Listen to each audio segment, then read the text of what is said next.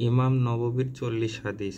হাদিস নম্বর 1, আমিরুল মুমিনিন আবু হাফসা ওমর ইবনে আল খাত্তাব রাদিয়াল্লাহু তাআলা আনহু হতে বর্ণিত হয়েছে, তিনি বলেছেন, আমি রাসূলুল্লাহ সাল্লাল্লাহু আলাইহি ওয়াসাল্লামকে বলতে শুনেছি, সমস্ত কাজের ফলাফল নির্ভর করে নিয়াতের উপর, আর প্রত্যেক ব্যক্তি যা নিয়ত করেছে তাই পাবে।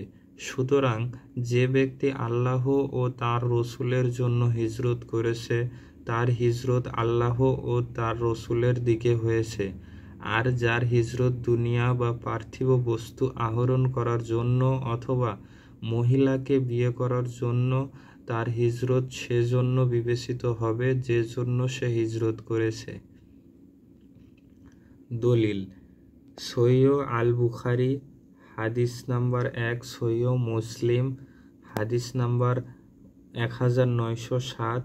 মুহাদ্দিসগণের 2 ইমাম আবু আবদুল্লাহ মুহাম্মদ ইবনে ইসমাইল ইবনে ইব্রাহিম ইবনে মুগিরা ইবনে বারদেজবা আল বুখারী এবং আবুল হাসান মুসলিম ইবনে হাজ্জাজ ইবনে মুসলিম আল কুশাইরি আন-নিসাপুরি আপন সহিহ গ্রন্থে উল্লেখিত হাদিসটি বর্ণনা করেছেন, যা সবচেয়ে সহিহ গ্রন্থদ্বয় বলে বিবেচিত হয়।